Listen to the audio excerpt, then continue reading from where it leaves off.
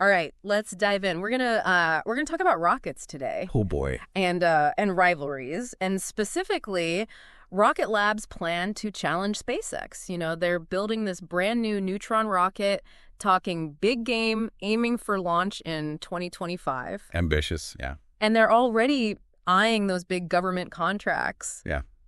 It's a bold move for sure. I mean, especially when you consider who they're up against, right? They're trying to go head-to-head with SpaceX's Falcon 9 Yeah. in the medium lift market. And, I mean, SpaceX pretty much owns that space right now. That's what I'm saying. And, you know, we did a lot of research for this one.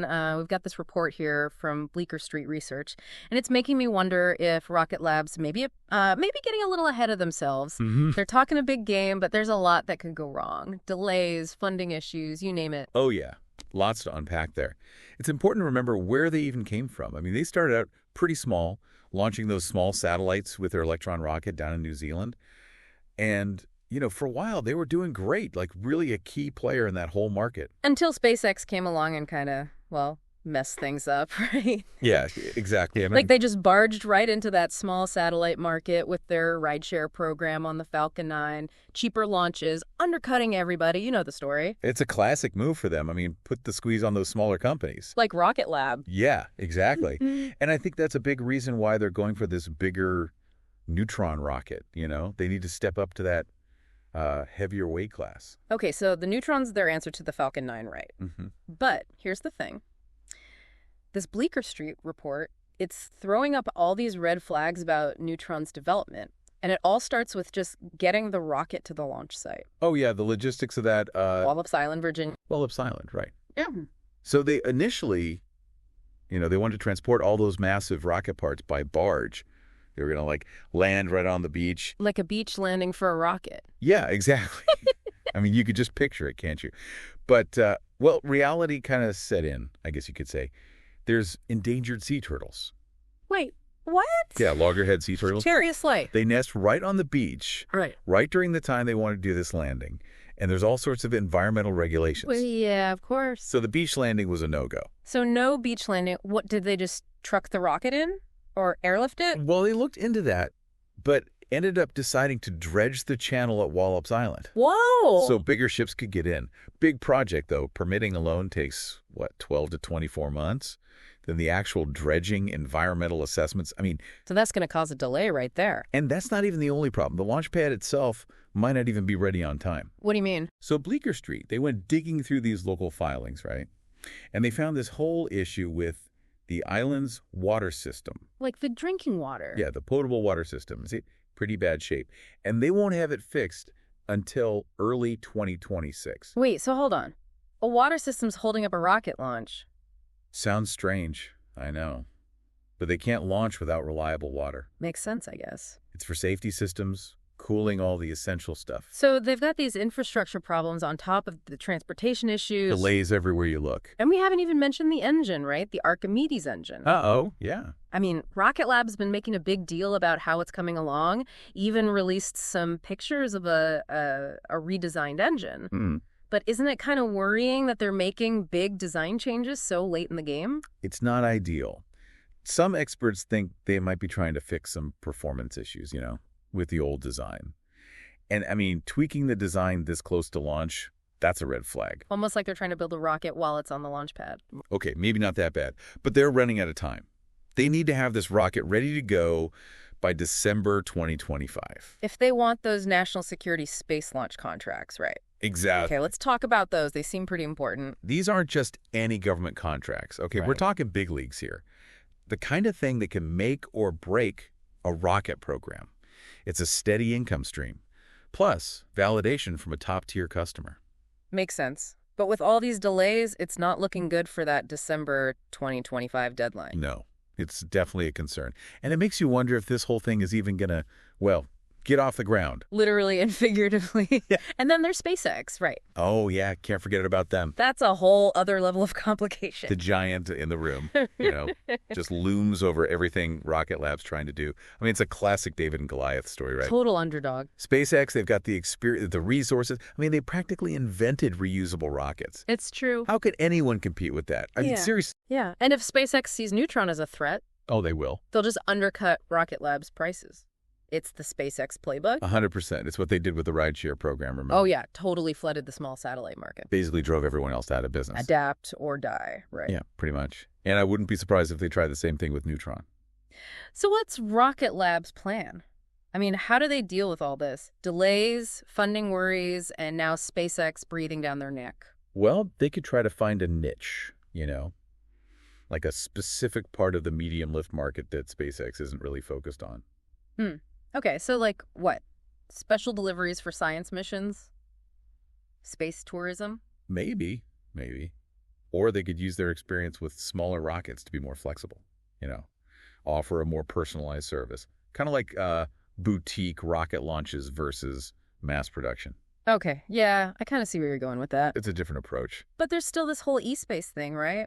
Their first customer for Neutron? Oh, yeah, e-space. That's a Yeah. whole other can of worms. Bleecker Street really went deep on that one. They did, and it's not looking good. So who are they? Why all the secrecy? It's a startup run by this guy, Greg Weiler.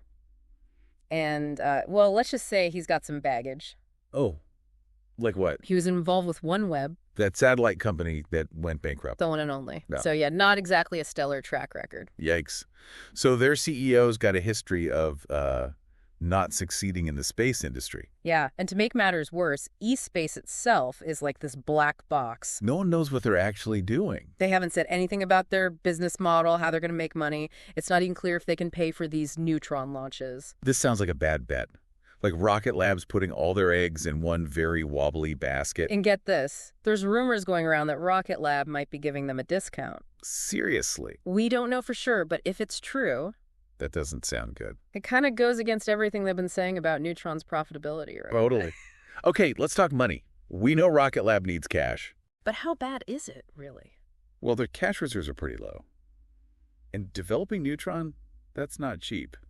Understatement of the year. They've already had to raise more money, Yeah. and most experts think they'll need even more to actually get Neutron flying. So much money just disappearing into this project. And with all these delays, who knows when they'll actually start making money? It's a long road to profitability, right? Yeah. Especially with those early launches. Oh, yeah, those are always expensive.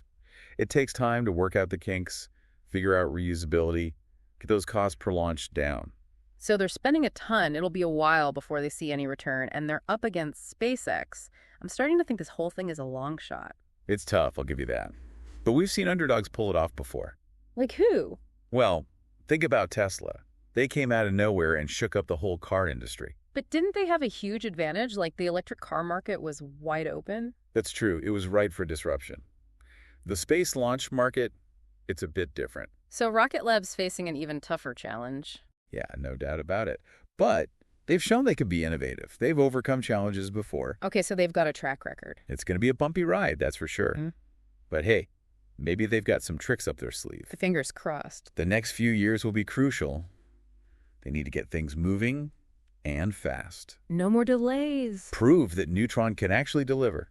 It's a make or break situation, isn't it? It really is. They're walking a tightrope. I mean, they've got this big vision, but so many roadblocks. It kind of makes you wonder, what does success even look like for them?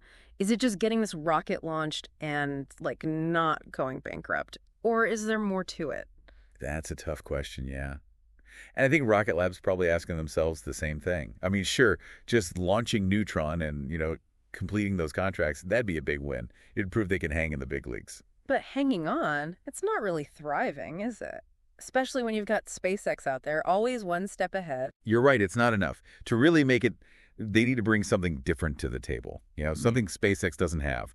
And just being a bit cheaper, that's not going to cut it. Yeah, they need a real edge. Like earlier you mentioned, they could focus on a niche market. But SpaceX, they're pretty good at adapting, aren't they? What's stopping them from just copying whatever Rocket Lab does? You're not wrong, SpaceX is quick. Yeah. But what if Rocket Lab took what they know about smaller rockets, their specialty, right? Mm-hmm. And combine that with what Neutron can do. They could create a system that's super responsive. Launch smaller payloads fast. Oh, interesting. Like SpaceX is all about those huge satellite networks which take forever to plan and launch. Rocket Lab could be the go-to for those smaller, more urgent missions. It's like, think of it like a tailor versus like a department store. Rocket Lab's the tailor, custom-made, quick turnaround. Exactly. And it plays to their strengths, right? Yeah. They're already set up to handle those smaller payloads. Yeah. Neutron just gives them more muscle. Okay, I'm liking this strategy. But don't forget, they still have those other problems to deal with. The delays, the money troubles. That stuff doesn't just disappear. No, it's true. It's going to be a tight couple of years for them. They got to figure out that Wallops Island situation. Get that engine finished. Find some more cash. A lot on their plate. But they have a history of pulling off some pretty amazing things. Oh, yeah. Look, they built a whole successful small satellite launch business from scratch down in New Zealand. And they've got that reputation for, like, really pushing the boundaries of rocket technology. The Electron, with its carbon fiber body and that 3D printed engine, they're not afraid to experiment. So maybe they've got a few more tricks up their sleeve. Maybe they speed things up, find a new partner. Who knows? The space industry's full of surprises. Some new tech, a change in government policy, anything could happen. Well, this has been a fascinating deep dive. We started out talking about a new rocket, but it's clear this is about so much more. It really is. It's ambition, it's pushing the limits, it's this crazy dream against all odds. And for you listening, next time you see a rocket launch, any rocket launch, think about everything that went into it. It's pretty amazing what we can do when we set our minds to it. Absolutely, it's the spirit of exploration, never giving up. That's what it's all about.